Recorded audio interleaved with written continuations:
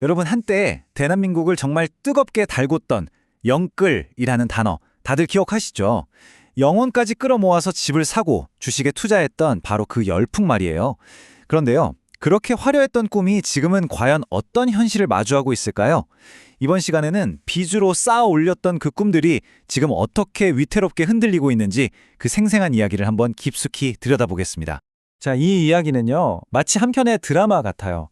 모든 게 다 오를 거라는 희망으로 시작됐던 빚의 축제가 있었죠. 근데 이게 예상치 못한 규제, 그리고 금리 인상이라는 암초를 만나면서 결국에는 아파트가 경매로 쏟아지는 상황까지 가게 되거든요.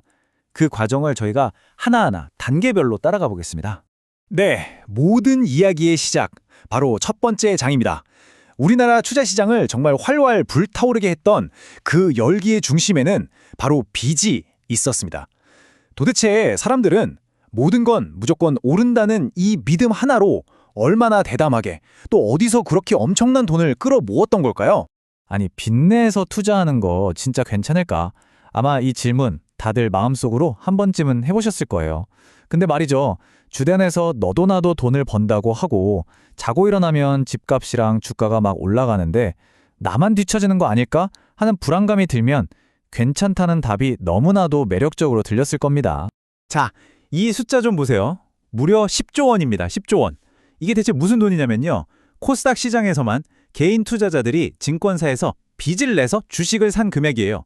이게 올해 최고치라는 건 그만큼 시장 분위기가 얼마나 뜨거웠는지, 또 얼마나 많은 사람들이 리스크를 감수하면서 공격적으로 투자에 나섰는지 보여주는 아주 강력한 증거죠. 근데 여기서 끝이 아닙니다. 우리가 흔히 아는 코스피 시장까지 합치잖아요? 그럼 그 규모가 정말 상상을 초월합니다. 27조 3천억 원. 와, 27조 원이라니. 이건 그냥 숫자가 아니에요. 주가 상승에 모든 걸 걸었던 개인들의 거대한 희망인 동시에 정말 어마어마한 리스크였던 거죠. 여기서 우리가 진짜 정말 잊지 말아야 할 게 하나 있습니다. 이 모든 돈이 내 통장에 있던 저축이 아니라 언젠가는 반드시 갚아야만 하는 빌린 돈이라는 사실이에요. 당시에는 잘 보이지 않았겠지만 이 거대한 빚은요, 시장의 방향이 아주 조금이라도 틀어지는 순간 개인과 시장 전체를 뒤흔들 수 있는 일종의 시한폭탄과도 같았습니다. 자, 이제 두 번째 장으로 넘어가면서 분위기가 확 바뀝니다. 그렇게 활짝 열려있던 자금의 문이 정부가 개입하면서 쾅 하고 닫히기 시작하거든요. 길이 막히니까 사람들은 필사적으로 다른 출구를 찾아 헤매기 시작합니다. 너무 뜨겁게 끓어오르는 주택시장에 정부가 찬물을 끼얹기 시작합니다. 6.17 대책 같은 아주 강력한 규제들을 내놓으면서 주택담보대출이라는 수도꼭지를 거의 잠가버린 거죠. 이건 더 이상 빚으로 집 사는 거 힘들어질 겁니다 라는 아주 명확한 신호였고, 시장은 순식간에 얼어붙기 시작했습니다. 그 결과가 어떻게 됐을까요? 진짜 딱 풍선 효과 같았어요. 한쪽을 세게 누르니까 다른 쪽이 불룩 튀어나온 거죠. 주택담보대출이라는 큰 길이 막히니까 돈이 필요한 사람들은 훨씬 간편하지만 이자는 더 비싼 마이너스 통장이라는 샛길로 급격하게 몰리기 시작했습니다. 그 움직임이요, 바로 이 숫자에 다 나와 있습니다. 40조 7천억 원. 와, 개인이 마이너스 통장에서 빌린 돈의 총액이 2022년 말 이후로 최고치를 찍은 겁니다. 막혀버린 대출 수요가 다 어디로 갔는지 이것보다 더 명확하게 보여줄 수는 없겠죠?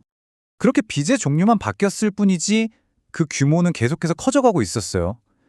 자, 이제 세 번째 장에서는요, 진짜 압박이 시작됩니다. 전 세계 경제에 찬바람이 불어닥치면서 영원할 것만 같았던 저금리 시대가 막을 내리고 금리가 정말 가파르게 치솟기 시작합니다.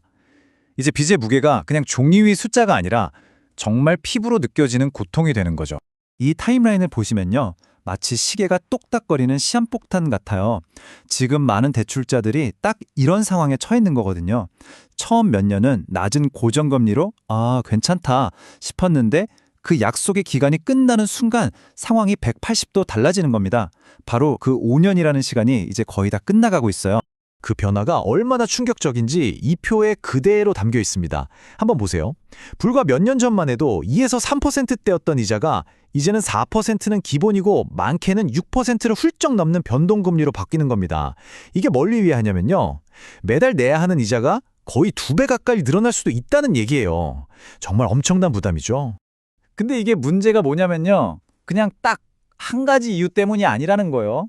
고정금리 기간이 끝나는 것, 이게 높은 변동금리로 바뀌는 것, 거기다 은행들이 자체적으로 붙이는 가상금리가 오르는 것, 또 매주 바뀌는 기준대출금리가 오르는 것, 이런 여러 악재가 그냥 한꺼번에 덮치면서 빚의 무게를 매달 더 무겁게 짓누르고 있는 겁니다. 그리고 결국 네 번째 장입니다. 이 모든 압박이 한계에 다다르면서 가장 비극적인 결과가 나타나기 시작합니다. 영혼까지 끌어모아서 마련했던 그 꿈의 집들이 이제 시장에 경매라는 이름으로 쏟아져 나오기 시작하는 거죠. 이 임의경매라는 게 뭐냐면요. 쉽게 말해서 돈을 빌린 사람이 이자를 3개월 이상 못 내면 돈을 빌려준 은행이 더는 못 기다리겠다 하면서 담보로 잡았던 그 집을 강제로 팔아버리는 거예요. 돈을 회수하기 위해서죠. 이 그래프를 보시면 정말 충격적입니다. 서울의 아파트와 오피스텔 경매 건수가요, 딱 한 달 만에 2배 이상 폭증했어요. 2배요. 10월에 284건이던 게 11월에 592건이 됐다는 건 이건 그냥 단순한 숫자가 아니라 수많은 가정이 지금 벼랑 끝에 몰리고 있다는 가장 직접적인 신호거든요. 자, 그럼 이제 마지막 장입니다. 이 모든 폭풍의 한가운데 서 있는 사람들, 바로 영끌 세대죠. 이분들의 미래는 과연 어떻게 될까요? 이 위기에서 벗어날 출구가 있기는 한 걸까요? 핵심은 이거예요. 이분들이 지금 완전 진퇴양난, 그러니까 금융적인 덫에 딱 걸려버린 겁니다. 대출을 계속 가지고 가자니 이자가 너무 비싸서 감당이 안 되고, 그렇다고 집을 팔아서 빚을 갚자니 시장이 꽁꽁 얼어붙어서 팔리지도 않는 그런 상황에 빠진 거죠. 그리고 이 모든 이야기가 결국 우리한테 아주 중요한 질문 하나를 던지고 있습니다. 버티지 못한 영끌족들. 이걸 그저 무리하게 욕심부린 개인의 실패로만 봐야 할까요? 아니면 어쩌면 우리 사회 전체가 만들어낸 구조적인 문제이자 앞으로 다가올 더 큰 경제 위기의 경고 신호는 아닐까요?